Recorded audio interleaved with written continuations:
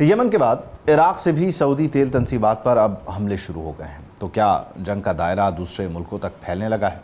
उधर यूक्रेन ने भी कैस्पियन सी में ईरानी जहाज़ पर हमले करके उसे तबाह कर दिया है, जिसमें एक ईरानी के मारे जाने की इत्तलात हैं। और ईरान ने कहा है कि ये अब बाकायदा तौर पर जंग है, हम अपना उधार जो है वो नहीं रखते, हम उधार चुकाते हैं। तो क्या मशक़ वस्ता की जंग अब सुपर पावर्स के बराह रास्त टकराव में बदल रही है? ये ख़बरें महज वाक़यात नहीं हैं, इनसे दुनिया की मईशत की सांसें भी जुड़ी हुई हैं।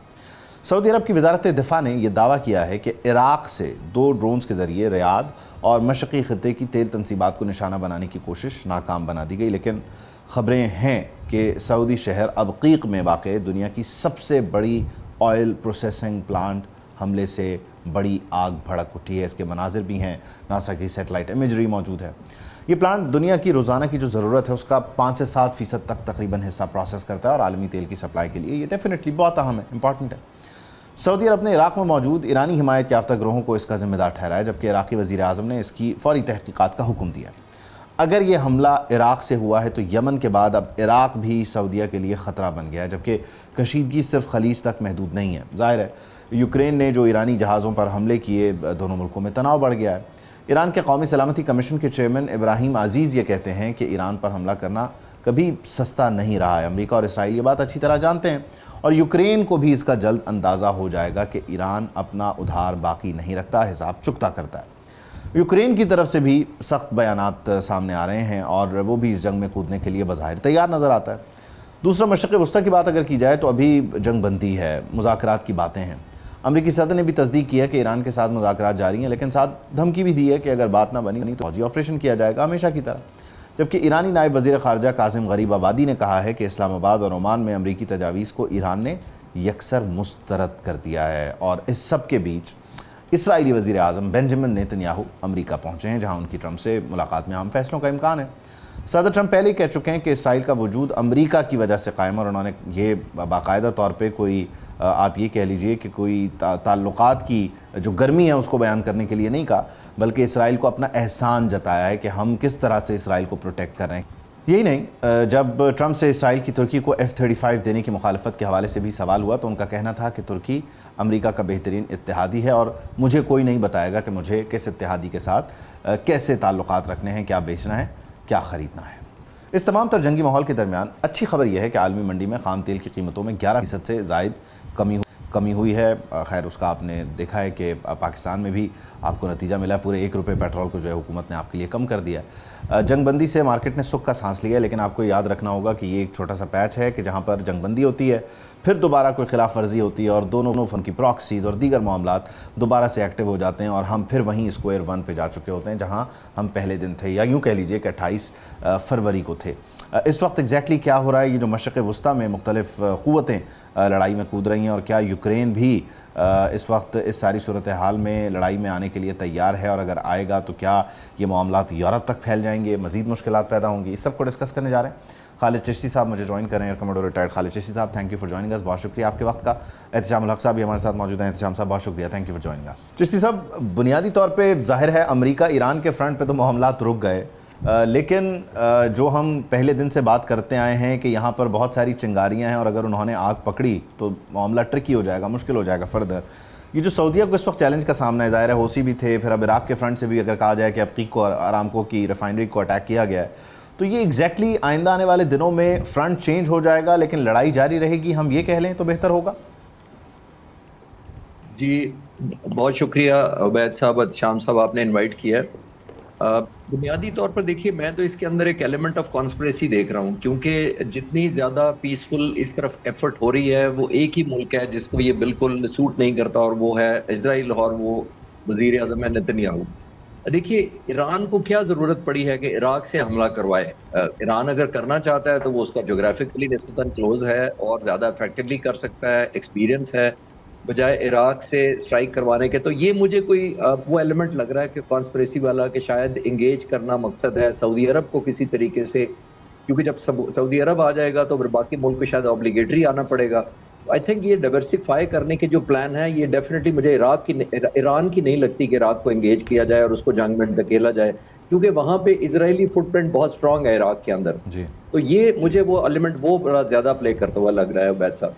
अच्छा, इसमें ये ज़ाहिर है एलिमेंट ऑफ सरप्राइज़ भी नहीं है एहतशाम साहब, क्योंकि आप देखिए कि जिस तरह से पहले अटैक हुआ और फिर इसराइल के फुटप्रिंट्स थे और फिर पाकिस्तान और सऊदीया का मुआहदा हुआ, लेकिन एग्जैक्टली इस वक्त जो सूरत हाल है इसमें कोई भी लम्हा ऐसा आ सकता है कि जहां सऊदीया ये डिसाइड करे कि उसने अब भरपूर तरीके से रिटेलिएट करना है, और अगर वो लम्हा आता है तो आप समझते हैं कि उसके आगे बंद बांधना या उसको केटर करना, उसको टैकल करना हमारे लिए और फिर बाकी अरब ममालिक के लिए मुमकिन होगा, या फिर वो ऑल इन होगा और हमें भी लड़ाई में साथ जाना पड़ेगा किसी ना किसी तरह? देखिए, एक दफ़ा तो अवैध साबित कर दिए ना, सना एयरपोर्ट पे जो हमला किया था सऊदी अरब ने, वो तो इतना खौफनाक था, जिसके बाद आपने देखा मामला कुछ ख़राब भी हुए थे। ये बहुत सारे लोग बात करते हैं कि ये इजराइल जो है ना, असल तो जिस तरीके से मामला को ख़राब करता है, पहले भी जब अपना क्या कहते हैं इराकी मलेशिया को इस्तेमाल करके हमले किए गए थे, उस वक्त भी लोगों ने कहा था और बड़ा वाज़ेह तौर पे ईरान ने डिनाई किया था सब कुछ हम कर रहे हैं।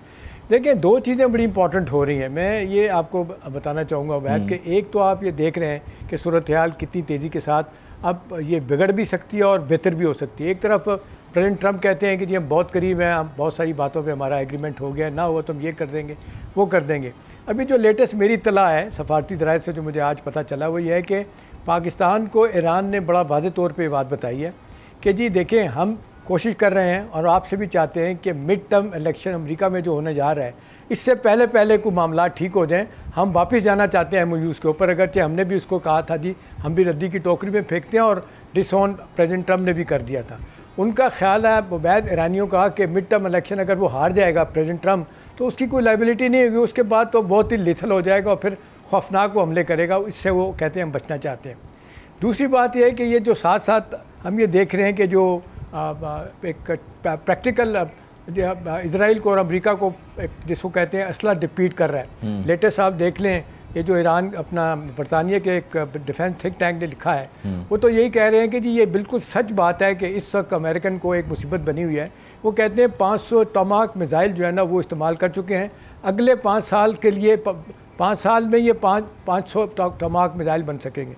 फिर वो ये कहते हैं कि एक मिसाइल के बदले 8 इंटरसेप्टर अमरीकियों को और इसराइल को इस्तेमाल करने पड़ते हैं, और एक ड्रोन के बदले 8 पैट्रियट मिसाइल इस्तेमाल करने पड़ते हैं। तो दूसरी तरफ सारे लोग इस बात को मान रहे हैं कि स्टॉक पाइल जो है ना ईरान का बड़ी हद तक इंटैक्ट है, वो जवाब दे सकता है, अगरचे कलेक्टिवली बहुत ज़्यादा उसको नुकसान पहुँचाने की पोजीशन में है अमेरिकन।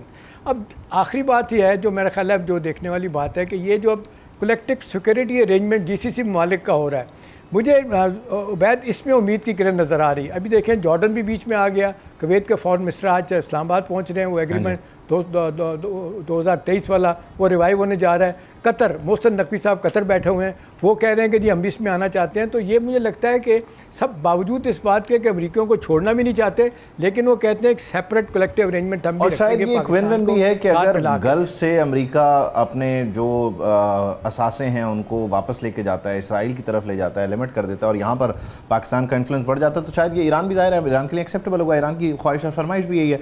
लेकिन इसमें 2-3 बड़ी इंपॉर्टेंट चीज़ें हैं चिश्ती साहब। एक तो जो बात एहतशाम साहब कर रहे हैं कि इस वक्त अमेरिका ब्लीड कर रहा है, ज़ाहिर है वो इनके इंटरसेप्टर्स का मसला है। NBC भी रिपोर्ट कर रहा है कि स्ट्रैटेजी में शिफ्ट आ गया है, जो US ट्रूप्स हों जहाँ पर वहाँ अगर अटैक हो रहा हो तो एक्टिवली वहाँ पर मिसाइल्स को एंगेज करना है, वरना उन्होंने कहा है कि अगर राइट लेफ्ट गिर रहा है और कोई रडार हैं या दीगर चीज़ें हैं तो उस पर वो कहते हैं कि हम वो डैमेज लेने के लिए तैयार हैं। तो आप समझते हैं कि ये सूरत हाल इतनी ही मुश्किल और ख़राब हो चुकी है अमेरिका के लिए, या वो ईरान को यहाँ पर डिसीव कर रहे हैं और ईरान की मार्किंग्स ले रहे हो? क्योंकि ऐसे मौक़ों पे हम ये भी देखते हैं जो जहाँ से फायर हो रहा हो, जो एमिनेशन का डिपो हो, लॉन्च पैड्स हों, आप उनको भी मार्क कर रहे होते हैं। ये स्ट्रैटेजी है एग्जैक्टली किस तरह से?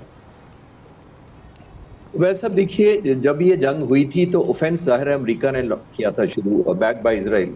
और जब भी कोई मुल्क ऑफेंस लॉन्च करता है तो वो तैयारी करके करता है, क्योंकि उसके पास बहुत बड़े एडवांटेजेस होते हैं, जैसे चॉइस ऑफ वेपन्स उसके पास होता है, टाइमिंग उसके होती है, सरप्राइज उसके होता है, इंटेंसिटी होती है कि कितने ज़्यादा जहाज जाएंगे, कितनी जाएंगे, कंसंट्रेशन ऑफ फोर्स होती है, चॉइस ऑफ टारगेटिंग होता है, एयर से करना है, नेवल करना है, लैंड करना है, वो उसके पास तो बहुत ज़्यादा इनिशिएटिव होते हैं, और सबसे बढ़कर उसके पास शॉक एंड सरप्राइज उसके फेवर में होता है, नंबर 1। अब ईरान ने तो डिफेंड करना था सिर्फ, और जब एक super power back by Israel कर रही हो, तो मेरे लिए पहली तो हैरानगी ये है कि जब आप नेगोशिएशन करना शुरू कर देते हैं, मज़ाकरा तो हम सब चाहते हैं कि अमन हो, लेकिन मैं सिर्फ स्टैंड पॉइंट मिलिट्री की बात कर रहा हूं कि जब आप ऑफेंस लॉन्च करते हैं तो जो आपका दूसरा मुल्क होता है जो डिफेंड कर रहा होता है वो आपके डिसीजन मेकिंग लूप में शामिल हो जाता है, फिर आपकी मर्जी नहीं चलती, आपका इनिशिएटिव खत्म हो जाता है वहां पे अगर उसका रिस्पॉन्स आपको सरप्राइज दे दे। नंबर 1। नंबर 2, आप एक और चीज देखिए कि जब आप पॉजेज लेते हैं तो pauses out of the 2 Iran को ज्यादा जरूरत होनी चाहिए थी सीज फायर की, टाइम बाय करने की, रीबिल्ड करने की, रीआर्म करने की, रीग्रुपिंग करने की। तो अमेरिका को अगर जरूरत पड़ गई है तो ये जेन्युइनली एग्जॉस्ट उनका मिलिट्री वेपन्स और हार्डवेयर जिसकी आप भी शाम साहब बात कर रहे हैं वो डिप्लीट हुआ है। डिप्लीट होना स्टैंड अलोन नहीं है क्योंकि ये वॉर ऑफ चॉइस थी। अमेरिका पर जाकर किसी ने हमला नहीं किया था कि उसको बचने के लिए फायर करना पड़े, उसने ऑफेंस लॉन्च किया था और फिर सबसे ज्यादा एक मिसलीडिंग डाटा ये हाइपोथेसाइजेशन के ऊपर लॉन्च किया था। ये नंबर 2। तीसरा और मोस्ट इंपॉर्टेंट, आप जंग के दौरान भी देखिए उनके मिलिट्री ऑफिसर्स छोड़ के चले गए या उनको छुड़वा दी गई अपनी नौकरी या जॉब्स अपनी, उस वक्त भी यही सबसे ज्यादा डिसएग्रीमेंट था। और सबसे सीरियस वजह यह है या रीजन बन सकती है कि अमेरिका जो डिटरेंस क्रिएट करता है, मैं अक्सर बात करता हूं, वो चाइना को ताइवान के मौजूद जो डिटरेंस करता है वो वेपन से करता है, वो मीडिया से नहीं होती, वो बयानात परसेप्शन से नहीं होती, वो अपने आर्सेनल जो उसका वेपन्स है उससे थ्रेट करता है कि मैं ये कर दूंगा, मैं ये तबाही मचा सकता हूं। वो खुद बहुत बुरी तरीके से उसका वो कॉम्प्रोमाइज हो गया क्योंकि ये विंडो ऑफ वल्नरेबिलिटी किसी और ने नहीं खोली, अमेरिका ने खुद अपनी खिड़की खोली है जहां खतरा अंदर आ रहा है। अच्छा, इसमें एहतियाम साहब लास्टली मैं ज़रा चाहूँगा कि आप इस पर कमेंट कर दें। आपने एमओयू की बात की कि ज़ाहिर है पाकिस्तान इंगेज है, ईरानियों ने पाकिस्तान को पैगाम भेजा है। दूसरी तरफ मुझे लगता है कि अमेरिका भी इस तनाजुर में, क्योंकि जब वो एमओयू के करीब या ईरान के साथ मामलात को क्लोज़ करने के करीब आता है तो वो इसराइल से थोड़ा सा डिस्टेंट नज़र आता है। कुछ खबरें ये हैं कि एक ही वक्त में अमरीकी सदर और जो इसराइली वज़ीर आज़म हैं वो एनडीयू बेस पर मौजूद थे, लेकिन अमरीकी सदर अपने मरीन वन पे हेलीकॉप्टर पर उन्हें अपने साथ नहीं लेके गए, वो अपने कॉन्वॉय की सूरत में बाद में पहुँचे हैं। और मुलाकात के लिए भी शायद टाइम्स ऑफ इसराइल ये कहता है कि ये खबर दी गई थी, नेतन्याहू को ये मैसेज दिया गया कि अगर आप आना चाहते हैं तो खाली हाथ नहीं आइएगा। तभी उन्होंने फिर वॉर कैबिनेट बुलाई और वो जो पीस कीपर्स का मिशन है उसको अलाउ किया गज़ा में। तो आप समझते हैं कि अमेरिका और इसराइल के दरमियान थोड़ा सा डिस्टेंस आया और वो जाहिर है कि फिर ईरान डील की तरफ बढ़ते हुए नज़र आएंगे? देखिए वैद, बहुत बड़ा डिस्टेंस आया और अगर आप ऑन रिकॉर्ड 2-3 बयानात देख लें जेडी वैंस के, और जेडी वैंस की वो गुफ्तगू बार बार बताई जाती है कि लड़ाई के शुरू के दिनों में टेलीफोन पे उनकी सख्त तख्त कलामी हुई थी नेतन्याहू के साथ। देखिए प्रेसिडेंट ट्रंप जब ये भी देख रहे हैं कि नेतन्याहू वहाँ पहुँचे तो साथ साथ ये भी कहते हैं अगर मैं ना होता तो ईरान तो मैं तबाह बर्बाद कर चुका होता। ये तो शायद अपने मफाद के लिए कह रहे हों, इतना आसान किसी के लिए भी नहीं है किसी को तबाह बर्बाद करना। मेरा ख्याल है इसमें जो एलिमेंट ऑफ सरप्राइज़ है ना वो सिर्फ इस वक्त ये है कि वे जो जीसीसी ममालिक हैं, देखिए एक तो आपको याद होगा शुरू के दिनों में सऊदी अरब और यूएई बड़ा शदीद दबाव डाल रहे थे अमेरिका के ऊपर कि वंस एंड फॉर ऑल ख़त्म कर दें ईरान को, लेकिन अब सूरत हाल बदल गई है क्योंकि उनको लग रहा है कि भी ईरान ने रहना है, हमने रहना है, अमेरिकन चले जाएंगे। अभी भी देख लें 45,000 उनके फ़ौजी भागे वहाँ पे, और ख़ास तौर पे बहरीन से और कुवैत से तो कोई बंदे ही नहीं रहा वहाँ पे। तो उनको ये लग रहा है कि भाई हमें इस बेहतर तरीका यही है कि अमेरिकन को फोर्स करें कि नेगोशिएशन की तरफ आएँ, क्योंकि वो खुद लड़ाई में नहीं जाना चाहते। सऊदी अरब ने भी पाकिस्तान को बताया है, इसी तरह कतर भी, बाकी लोग भी, उन्हें पता है कि ये लड़ाई के बड़े नुकसान होंगे और एक दफ़ा शुरू हो गई अमेरिकन तो चले जाएंगे, हमारे लिए मुसीबत हो जाएगी। अच्छी बात है पहली दफ़ा जीसीसी मालिक दबाव डाल लें अमेरिकन के ऊपर कि आप बातचीत का दरवाज़ा खोल के ये गुफ्तगू के जरिए मामलात को हल करें। जी उबैद, ठीक है, डेफिनेटली ये रियलिस्टिक अप्रोच भी है कि गल्फ़ को अंदाज़ा होना चाहिए कि ईरान यहाँ था, यहाँ है, यहाँ रहेगा। आप अपना पड़ोसी नहीं बदल सकते, आप अपने ख़ित्ते को जो है वो उठाकर कहीं और मूव नहीं कर सकते। तो अच्छा है कि सब सेंसेस के साथ और रियलिस्टिक अप्रोच के साथ काम करें। बहुत शुक्रिया चिश्ती साहब, थैंक यू फॉर जॉइनिंग अस, और एहतिशाम साहब बहुत शुक्रिया। सब्सक्राइब करें और बेल दबाएं ताकि कोई खबर रह न जाए।